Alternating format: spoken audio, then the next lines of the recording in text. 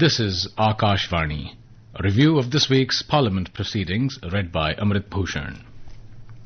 This was the third week of Parliament's monsoon session. Throughout the week, opposition members in both the houses created uproar over a number of issues, such as demanding statement from Home Minister Amit Shah on the issue of police action against students, protesting the NEET question paper leak, and the alleged theft of offerings from the Ram Mandir in Ayodhya. Consequently, a deadlock persisted in both the houses throughout the week. However, some key bills were passed either without having any discussion or after brief deliberation during this period. On Monday, the first day of the week, as soon as the Lok Sabha proceedings began, Speaker Om Birla acknowledged the success of Indian athletes at the Commonwealth Games and congratulated them. He then initiated the question hour, but opposition members started creating a ruckus in the House. As the commotion continued, the Speaker adjourned the sitting until 12 p.m. When the uproar persisted at 12 p.m., preventing the proceedings from running smoothly, the Speaker had to adjourn the House till 2 p.m. When the House reconvened at 2 p.m. following two adjournments, Law Minister Arjun Ram Meghwal moved the Supreme Court Number of Judges Amendment Bill 2026 for consideration and passing. Amidst the din created by opposition members, the House passed the bill by a voice vote without discussion. Prior to this, the House rejected a resolution moved by Trinamool Congress MP Saugata Roy seeking to disapprove the ordinance promulgated by the President in May regarding this matter. The House also declined to make any amendments in the bill proposed by some opposition members. While moving the bill for consideration and passing, Meghwal stated that it is part of a series of judicial reforms aimed at increasing the number of judges in the Supreme Court. Meghwal had originally introduced the bill in the House on July 20, the first day of the monsoon session. Amidst the uproar by opposition members, the government also introduced the Indian Statistical Institute Bill 2026 and the Bankers' Books Evidence Bill 2026. Following this, the meeting was adjourned for the day at 12:10 p.m. Meanwhile, in the Rajya Sabha, proceedings were repeatedly disrupted due to an uproar by opposition members over the same issues. At the beginning of the session, Chairman C.P. Radhakrishnan acknowledged the success of Indian athletes at the Commonwealth Games and congratulated them. Subsequently, the chairman initiated the 0 hour. However, opposition members began creating a ruckus. Some members displayed placards to which the chairman objected. Amidst the commotion, some members raised issues of public interest. Since the uproar in the House continued, the chairman adjourned the sitting until 2 p.m. When the session resumed at 2 p.m., Leader of the Opposition, Mallikarjun Kharge, sought to raise the issue of the alleged theft of offerings at the Ram Mandir, but he was denied permission. Amidst the ongoing commotion, a discussion on the Micro, Small and Medium Enterprises Development Amendment Bill commenced. Responding to the discussion on the bill, Minister of Micro, Small and Medium Enterprises, Jitan Ram Manjhi, stated that credit extended to the MSME sector has increased manifold since 2014. Manjhi also noted that the bill not only revises the definition of MSMEs, but also raises the turnover limit to 500 crore rupees. He affirmed the government's commitment to the development of the MSME sector. After Minister's reply, the House passed the bill by a voice vote. Simultaneously, the House rejected the amendments moved by opposition members by a voice vote. Throughout this period, opposition members continued to create a ruckus and raise slogans in the House. As the order could not be restored in the House, Deputy Chairman Harivansh adjourned the sitting for the day at approximately 3:30 p.m. On Tuesday, when the sitting of Lok Sabha began, Speaker Om Birla attempted to initiate the question hour, but opposition members started creating a ruckus. They were raising the issue of the theft of offerings at the Ayodhya Ram Mandir and demanding a statement from the Home Minister regarding police action against protesting students. As the uproar persisted, the Speaker adjourned the House until 2 p.m. When the meeting commenced at 2 p.m., Presiding Officer Dilip Saikia had the necessary documents laid on the table of the House. Meanwhile, opposition members continued to create a ruckus, just as they had been doing earlier. Amidst the uproar, Finance Minister Nirmala Sitharaman moved the Appropriation No. 3 bill for consideration and passing. Amidst the commotion, the House passed the bill by a voice vote without any discussion. Subsequently, Finance Minister Nirmala Sitharaman introduced the Taxation and Other Laws Amendment Bill 2026. The bill has been introduced primarily to streamline tax administration and to make necessary amendments to income tax laws. On the other hand, proceedings in the Rajya Sabha were repeatedly disrupted as opposition members created an uproar, demanding a statement from the Home Minister regarding the alleged theft of offerings at the Ram Mandir and police action against protesting students. When the upper house convened, leader of the opposition Mallikarjun Kharge alleged that some members of the trust constituted by the government for the construction and management of the Ram Mandir were involved in the theft of offerings. He questioned why the Enforcement Directorate, the Central Bureau of Investigation (CBI) and other investigative agencies were not probing these allegations. Subsequently, Parliamentary Affairs Minister Kiran Rijiju alleged that Congress and the Samajwadi Party had always insulted Lord Ram and opposed the construction of the Ram Mandir. Amidst the continuing uproar in the House, Chairman C.P. Radhakrishnan adjourned the proceedings until 12 p.m. When the House convened once again at 12 p.m., the uproar by opposition members persisted, prompting the chairman to adjourn the proceedings until 2 p.m. Again, when the House met at 2 p.m., Minister of State for Home Affairs Nityanand Rai moved the registration of Births and Deaths Amendment Bill 2026 for discussion and passing, but the uproar and sloganeering by opposition members continued. Responding to the brief discussion on the bill amidst the commotion, Nityanand Rai accused the previous Congress governments of betraying the country and democracy by failing to properly implement the law regarding birth and death registration, asserting that the current government is rapidly moving towards the goal of universal registration. Following the minister's reply, the House passed the bill by a voice vote. The Lok Sabha had already passed it. The objective of this bill is to further amend the Registration of Births and Deaths Act 1969 and to make the provisions regarding delayed registration more stringent. Even after this, the slogan shouting by opposition members continued and Deputy Chairman Harivansh adjourned the House for the day. The situation remained unchanged on Wednesday as well in the Lok Sabha. As the proceedings began, Speaker Om Birla initiated the question hour, but opposition members started creating a ruckus. They were raising the issue of the theft of offerings from the Ram Mandir in Ayodhya and reiterating their demand for a statement from the Home Minister regarding the police action against protesting students in Delhi. In view of the uproar, the Speaker adjourned the sitting until 2 p.m. When the proceedings resumed, the situation remained unchanged. Amidst the slogan shouting by opposition members, Finance Minister Nirmala Sitharaman introduced the Bankers' Books Evidence Bill 2026 for discussion and passage.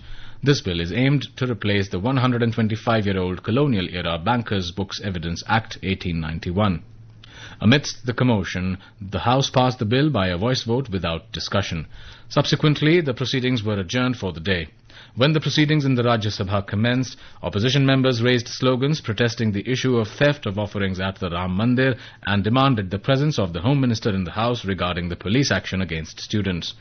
Amid the uproar, some members raised issues of public importance. Due to the commotion, the proceedings of the House were adjourned until 12 p.m. Once again, the sitting resumed at 12 p.m. and the chairman attempted to conduct the question hour. However, seeing no end to the uproar, he adjourned the House until 2 p.m. The session once again resumed at 2 p.m., but the opposition members continued their protest. Amidst the commotion, Law Minister Arjun Ram Meghwal moved the Supreme Court Number of Judges Amendment Bill 2026 for consideration and passing. The bill provides for increasing the sanctioned strength of judges in the Supreme Court, including the Chief Justice from 34 to 38. During the discussion on the bill, members of the Congress and some other opposition parties staged a walkout from the House in protest against various issues. Replying to the debate on the bill, which lasted for approximately 2.5 hours. Following the Law Minister's reply, the House returned the bill to the Lok Sabha by a voice vote. The Lok Sabha had already passed it. Subsequently, with the Chair's permission, various members raised issues of public importance through special mentions. Thereafter, the House was adjourned for the day. On Thursday, when the Lok Sabha proceedings began, Speaker Om Birla marked a reference to the anniversary of the atomic bombings of Hiroshima and Nagasaki in Japan, and the House observed a brief silence to pay tribute to the victims. Following this, opposition members began creating a ruckus in the House, after which the Speaker adjourned the sitting until 2 p.m. When the session resumed at 2 p.m., opposition members gathered in the well of the House and began raising slogans. Amid the uproar, Finance Minister Nirmala Sitharaman tabled the Taxation and Other Laws Amendment Bill 2026 in the House for discussion and passage. The bill could not be discussed due to the commotion created by the opposition. The House rejected the statutory resolution moved by RSP member N.K. Premachandran, seeking to disapprove the ordinance promulgated in June regarding this matter. The House also rejected amendments proposed by some opposition members. Subsequently, the bill was passed by a voice vote. This bill empowers the government to authorize the imposition of charges on payments made to banks and other service providers via the Unified Payments Interface (UPI) and other notified electronic modes. Following this, the House was adjourned for the day. In the Rajya Sabha, opposition members continued their protest. Amid the commotion, the House returned the appropriation bill to the Lok Sabha following a brief discussion. Through this bill, the government sought Parliament's approval for additional expenditure incurred during the financial year of 2022-23. Meanwhile, the members of the Congress and other opposition parties staged a walkout.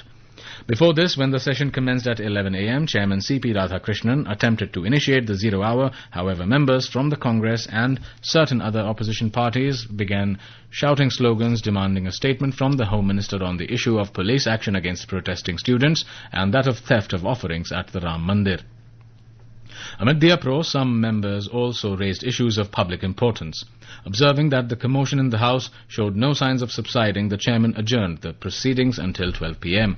When the House reconvened at 12 p.m., Chairman Radhakrishnan attempted to conduct the question hour, but since the noisy scenes continued in the House, he adjourned the proceedings until 2:15 p.m. Before this, the chairman asked the Parliamentary Affairs Minister to echo the sentiments of the opposition to the Home Minister. When the House met again at 2:15 p.m., the opposition members continued their uproar and Deputy Chairman Harivansh adjourned the proceedings until 2:45 p.m. within just 1 minute. After three adjournments, when the House reconvened at 2:45 p.m., Finance Minister Nirmala Sitharaman moved the Appropriation Number 3 bill for discussion. During the brief discussion on the bill, members from the opposition parties, including Congress, staged a walkout, demanding a statement from the Home Minister regarding the police action against protesting students.